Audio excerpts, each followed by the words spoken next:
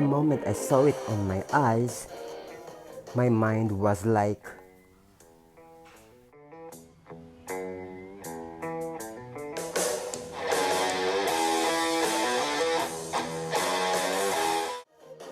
for this video, you will be watching a magical transition from old mirror standee to a wall decor.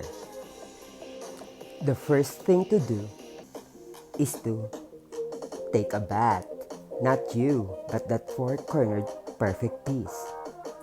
Next thing to do is to turn out the pieces with tender love and care. Damaging the wood can give you extra time and effort to fix it. Now remove these parts. You only need these two brackets, especially this little tiny wood which is inserted inside the frame. Instead of cutting this off, I made the adjustment by making holes same size those little tiny wood connector. To finalize the frame, use some wood glue on the edges of the bracket. It's gonna be like this. After the wood glue was completely hardened, paint your desired color. Collect dead branches and twigs and cut them into pieces. Bring out the wood glue and let your artistry lead the work. There is no guidelines.